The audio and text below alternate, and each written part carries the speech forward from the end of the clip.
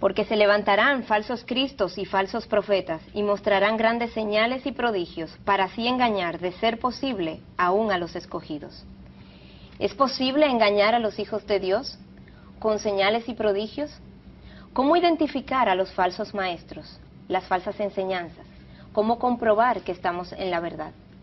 Pastor Michelén, ¿usted cree que esta forma de actuar, el hacer denuncias, hace daño a la iglesia?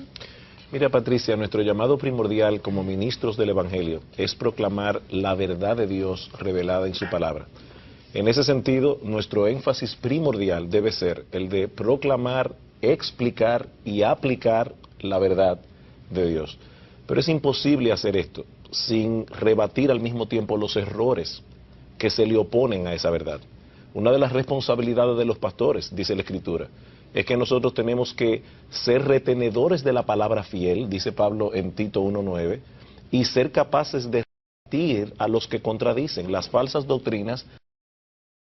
La palabra de Dios habla acerca de esto y nosotros tenemos una responsabilidad Frente a ellas. Exacto, frente al pueblo de Dios y frente al mundo en sentido general. Sin embargo, recibimos una nota de la prensa donde dice este señor: no se trata de señalar, sino de llevar el evangelio, el verdadero, al mundo, y cuando un hermano cae, la iglesia debe acompañarlo y ayudarlo a levantarse. Creo que el pueblo entienda, el pueblo cristiano y el pueblo secular, que nosotros hemos sido llamados por la palabra a contender ardientemente, dice Judas 3, precisamente por la verdad que se le ha delegado a los santos que hemos recibido. Oye las dos palabras, contender y ardientemente. ¿Te das cuenta de cuál es nuestro llamado entonces? Pero la pregunta es, ¿qué es más dañino? ¿Es más dañino permanecer callados o denunciar lo que estamos viendo? ¿Dejar que el pueblo crea lo que oye o lo que quiere oír? Pastor Sugel, ¿qué opina de esto? Como decía Miguel al principio, nosotros no debemos ser amantes de la controversia ni desear ofender a nadie. Pero sería una falta de amor y una falta de responsabilidad no denunciar públicamente las falsas enseñanzas. Me llama la atención cómo en 2 Timoteo 4, 14 y 15 el apóstol Pablo cita por nombre a un tal Alejandro que se había opuesto fuertemente a las enseñanzas apostólicas.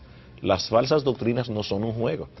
En Romanos, ni son nuevas. En Romanos capítulo 16, los versículos 17 y 18, Pablo dice: os ruego, hermanos, es un ruego, que os fijéis en los que causan divisiones y tropiezos en contra de las doctrinas que vosotros habéis aprendido y que os apartéis de ellos. Tenemos esta cita aquí en pantalla para poder revisarla. Y noten cómo en esa cita, al final, Pablo habla de que estas personas vienen con palabras hermosas, con lisonjas, y engañan a los incautos. Sí, dice, porque los tales son esclavos no de Cristo nuestro Señor, sino de sus propios apetitos, y por medio de palabras suaves y lisonjeras engañan los corazones de los ingenuos. Bueno, Patricia, la razón por la que, como decía el pastor Michelén, nosotros no podemos permitir este tipo de cosas, el cristiano no debe. Una buena ilustración es esta: si tú tienes grietas en la zapata de un edificio, tú no puedes permitir que eso continúe. Eso pone en riesgo a las personas que habitan en el edificio o que trabajan en el edificio. Eso es exactamente lo que son malas enseñanzas, grietas en lo que es la columna vertebral que sostiene la fe cristiana. O sea que permanecer callado va a tener también un costo, va a tener un precio. Muy alto. ¿No encuentra esto también usted, Pastor Sugel? Mira, si la doctrina es errónea, el resultado será dañino, independientemente del bienestar inicial que las personas que reciben estas enseñanzas experimentan. Dice Pablo en 1 Corintios 15, 33, las malas conversaciones corrompen las buenas costumbres. Y Pablo no estaba hablando allí de moral y cívica. Él lo dice en el contexto de personas, de falsos maestros que estaban enseñando falsas doctrinas en la iglesia de Corinto, diciendo que la resurrección era un mito. Y Pablo entendía que atacar la doctrina de la resurrección en la iglesia iba a traer como consecuencia una conducta cristiana equivocada. Así es.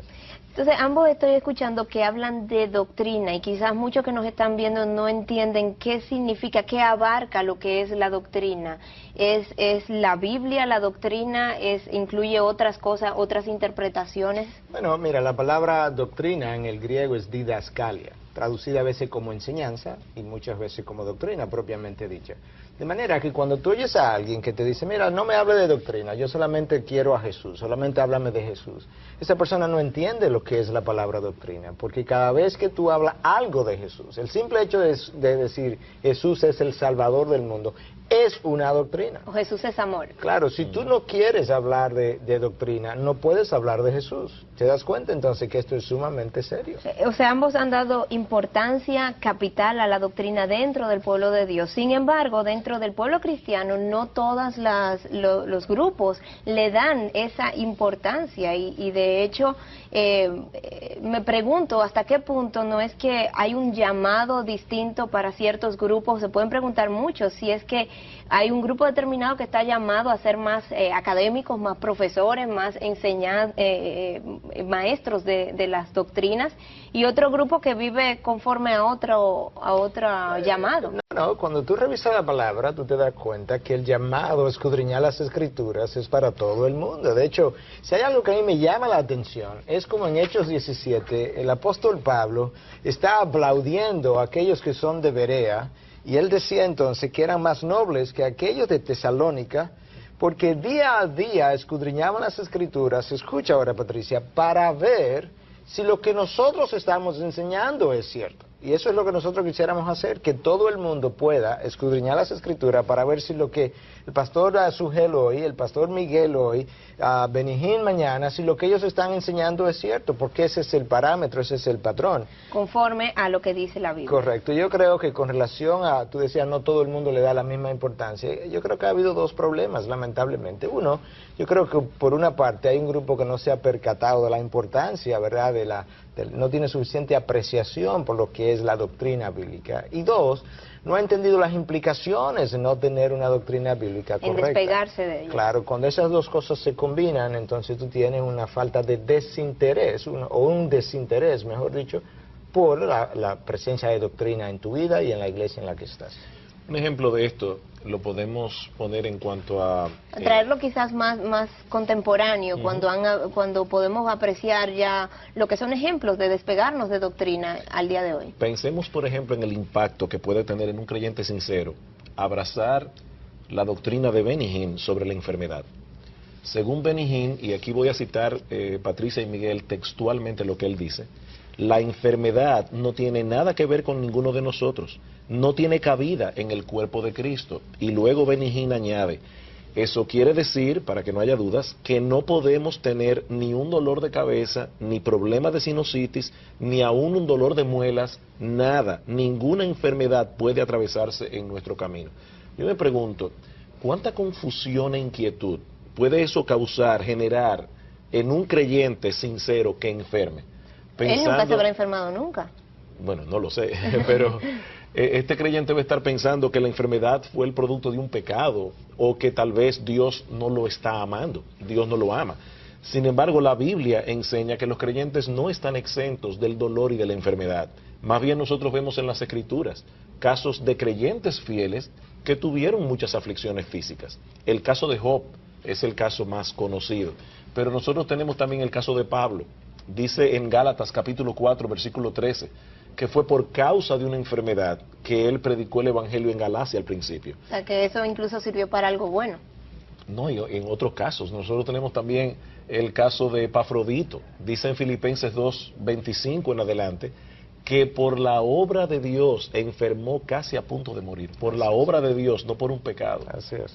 A Timoteo, Pablo le dice, toma vino y no agua, porque el agua era muy contaminada en Palestina en aquellos días, por causa de tu estómago y de tus frecuentes enfermedades. O sea que no son exclusivas de un pecador, sino que al creyente también vemos en la Biblia que pueden darle enfermedad, y de algo nos vamos a morir todos, ¿no? Claro, te das cuenta entonces que esas enseñanzas doctrinales tienen sus implicaciones prácticas en el día a día. De ahí que Pablo le dice a Timoteo, en 1 Timoteo 4:16, le dice lo siguiente: cuídate de ti mismo y de la enseñanza. La palabra ahí es didascalia, de la doctrina. Preserva en estas cosas. Haciéndolo asegurarás entonces la salvación, tanto para ti mismo como para los que te escuchan. Una mala doctrina en una persona que no tiene salvación lo va a llevar a creer que Dios le ha salvado, y se va a morir pensando que va a entrar al reino de los cielos. Estas son cosas muy serias. La pregunta de mucha de nuestra teleaudiencia es ¿cómo saber distinguir entre un predicador genuino y uno que está enseñando falsas doctrinas, que es un falso maestro, sobre todo cuando ambos están parados en un podio mencionando el nombre de Jesús, citando versos de la Biblia bajo todo lo que son las características desde fuera de un cristiano, bajo esa cobertura, digamos? Un falso maestro, por definición, es alguien que enseña falsas doctrinas. Por lo tanto, un maestro verdadero se conoce por su fidelidad a la enseñanza de las doctrinas bíblicas, de la palabra de Dios. Lo que distingue al verdadero maestro no es el hecho de que sea capaz de hacer obras prodigiosas, milagros, señales. Sí, porque no solamente están usando la Biblia, sino que están haciendo uso de grandes, haciendo demostraciones de señales y prodigios, como dice. Sin embargo, en el Nuevo Testamento se insiste una y otra vez a los creyentes que no tomen esas cosas como señales de veracidad o de fidelidad. El Señor Jesucristo dice en Mateo 24 que los falsos maestros, los falsos profetas, harán grandes señales y prodigios. Así es. Precisamente por eso son tan peligrosos, porque muchos pueden confundirse al verlos hacer obras tan extraordinarias. El Señor Jesucristo fue muy explícito en señalar que no son esos los frutos que nosotros debemos buscar a la hora de evaluar a un predicador o a un maestro de la verdad. En Mateo 7, cuando el Señor dice guardaos de los falsos profetas, dice por sus frutos los conoceréis. La pregunta es, ¿cuáles frutos? Bueno, en el versículo 21 en adelante dice el Señor, no todo el que me dice Señor, Señor, entrará en el reino de los cielos, sino el que hace la voluntad de mi Padre que está en los cielos. Y ahora noten, muchos me dirán en aquel día, Señor, Señor, no profetizamos en tu nombre, y en tu nombre echamos fuera demonios, y en tu nombre hicimos muchos milagros, y entonces les declararé, nunca os conocí, apartaos de mí, hacedores de maldad. O sea que ellos estaban equivocados también, en cierto modo, esos mismos falsos maestros, porque lo hacían en el nombre de Jesús, pero no eran realmente genuinos. Sí, no era en el nombre de Buda, no era en el nombre de Mahoma. Sin embargo, ¿qué los distinguía? Dice, el que hace la voluntad de mi Padre. Ahí es que está el kit del asunto. Y Cristo ni siquiera contiende con ellos y no les dice, no lo hicieron en mi nombre. No, ellos lo hicieron en su nombre. Pero Él nunca los conoció, nunca los reconoció, no estaban con su poder.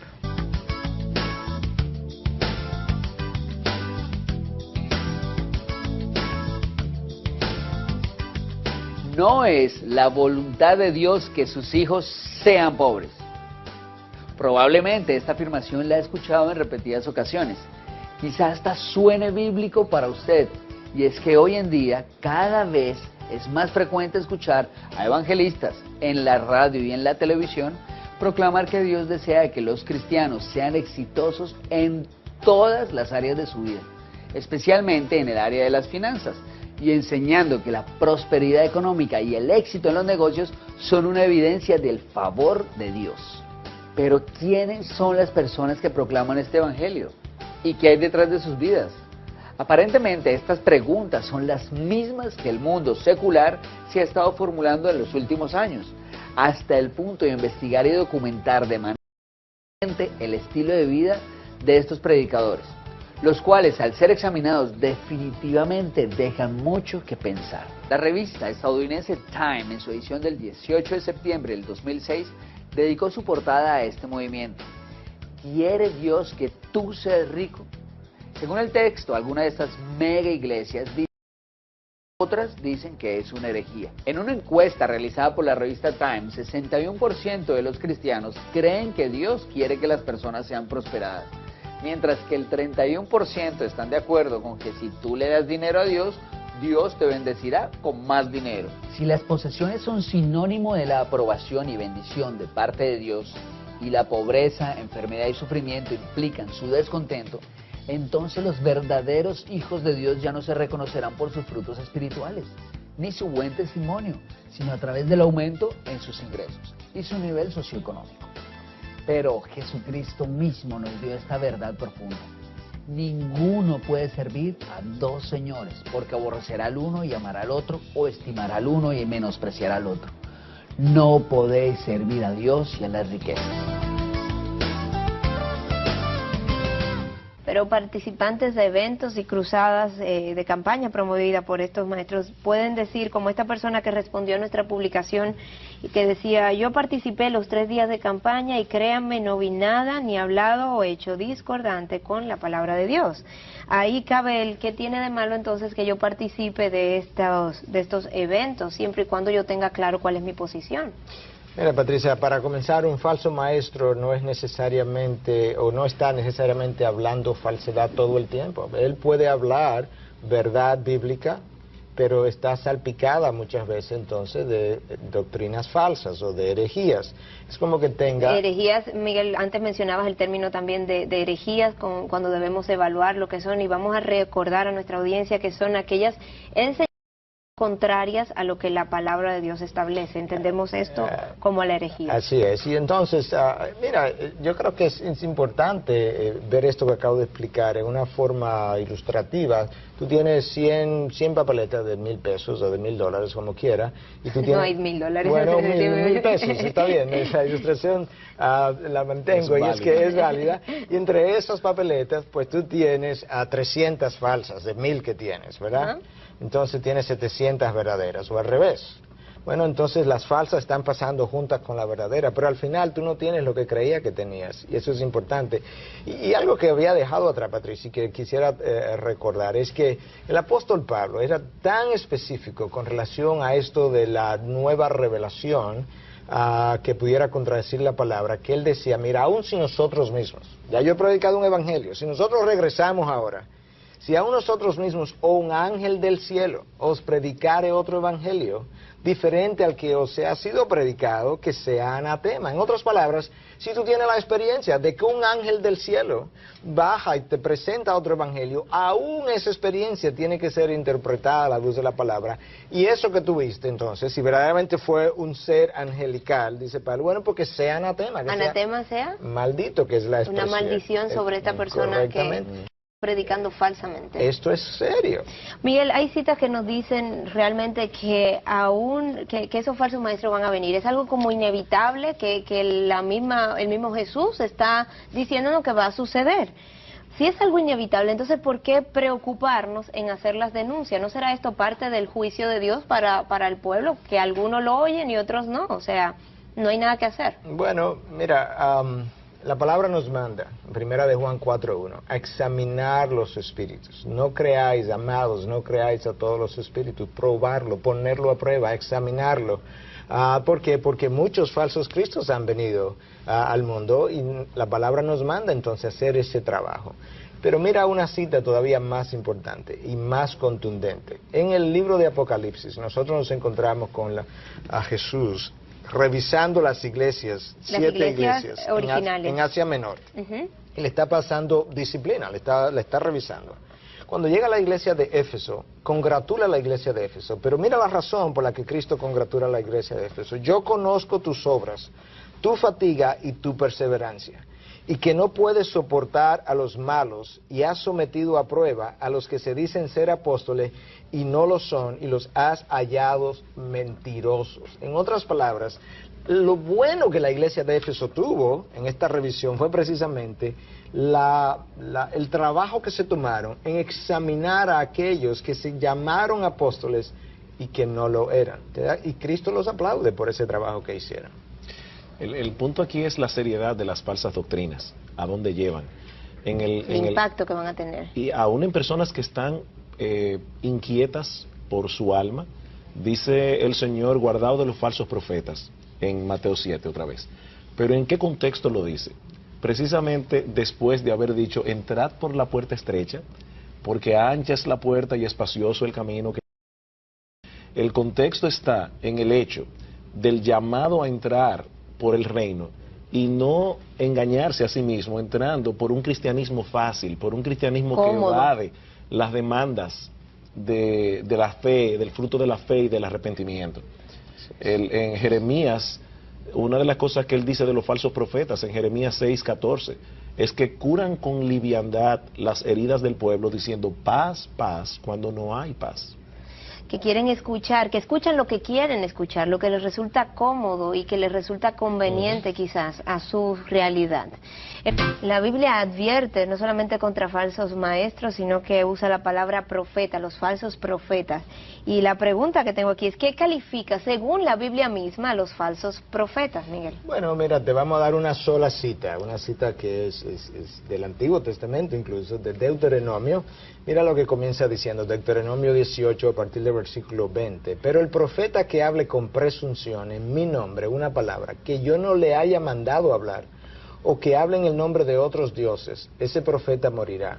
Y si dice en tu corazón, ¿cómo conoceremos la palabra que el Señor no ha hablado? ¿Cómo lo vas a conocer?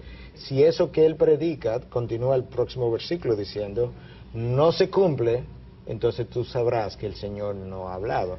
Y la pena para eso era la muerte. ¿Te das cuenta cómo Dios considera esto sumamente serio? Muchas personas dicen, es que nosotros creemos en la Biblia precisamente.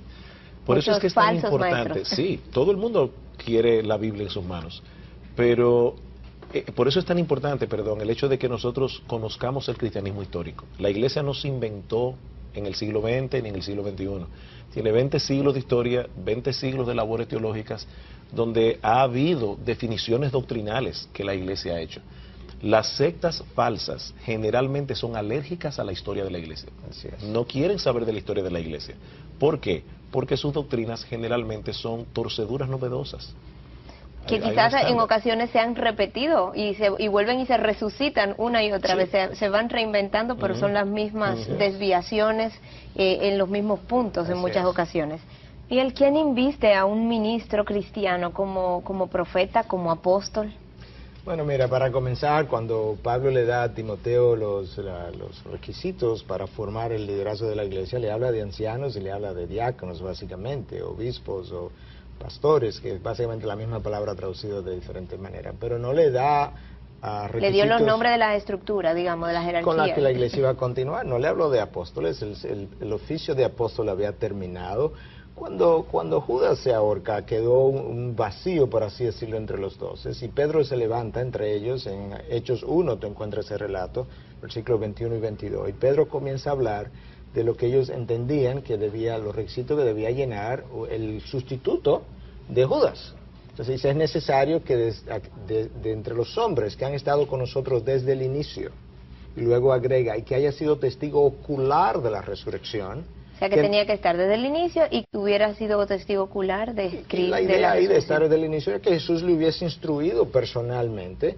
Bueno, tú tienes ahora el caso del apóstol Pablo, ¿verdad?, que viene más atrás. El apóstol Pablo, y sin embargo él no estuvo desde el inicio, él no fue parte de ese grupo de los 12 Correcto. iniciales, Y esa es la razón por la que Pablo tuvo que defender su apostolado en más de una ocasión, pero él llenó los requisitos. Cuando Pablo se convierte, una de las cosas que él le dice al regresar de su tiempo en Arabia, que aparece en el libro de los Gálatas, precisamente, capítulo 1, es que ningún hombre le enseñó a él el Evangelio, y que lo que él recibió, lo recibió por revelación de Jesucristo. O sea, Pablo está diciendo, a mí me instruyó la misma persona que instruyó a estos 12. Y en segundo lugar, ¿cómo se convierte Pablo? A través de una aparición del Cristo resucitado. De manera que él fue testigo ocular de ese Cristo y fue enseñado por ese Cristo. Cuando él defiende su apostolado a los Corintios, en 1 Corintios 9, él comienza diciendo, no soy libre. La próxima pregunta que él hace es, no soy apóstol.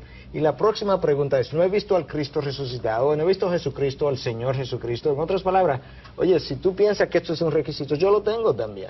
El problema, Miguel, es que algunas personas hoy día dicen haber tenido apariciones y visiones de Jesús. Y haber sido enseñados directamente por Jesús también. Sí.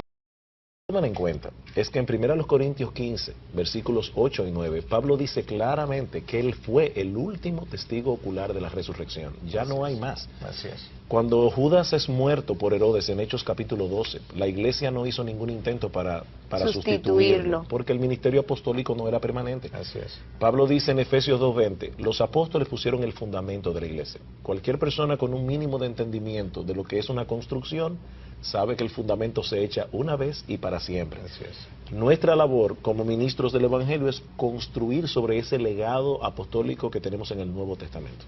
La primera pregunta es, ¿cuál es su opinión respecto a los pastores que tienen la unción de soplar y las personas caen al suelo?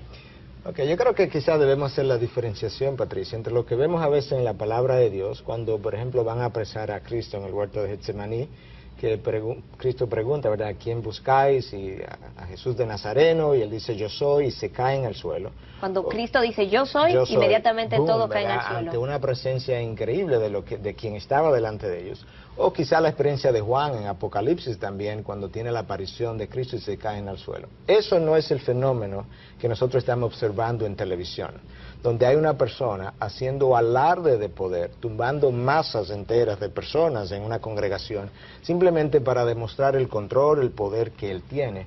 Eso es algo relativamente nuevo en la historia de la iglesia, el siglo XX y parte quizá al final del siglo XIX. Pero eso no es algo que tú ves en la historia de la iglesia, ni lo ves en esa forma en toda En el la relato revelación bíblico de Dios. De manera que no creemos que eso es algo que Dios le haya dado a su pueblo, y mucho menos para hablar del don de soplar.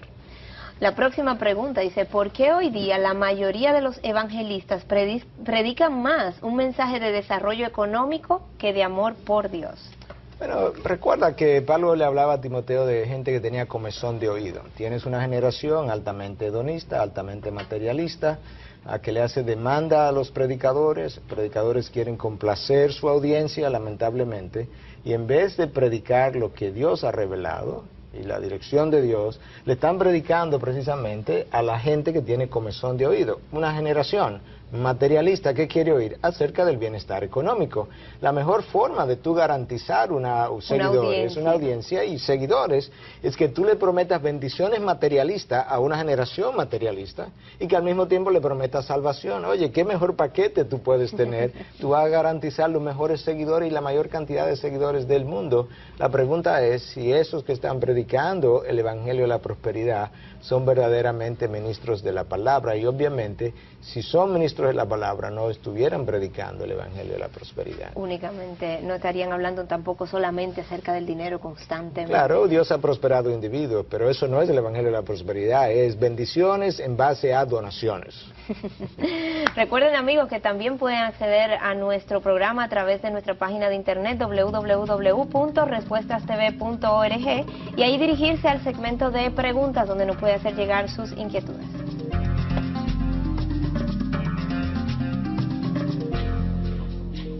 Llegando ya al cierre de este programa, ¿cómo quisieran concluir este tema?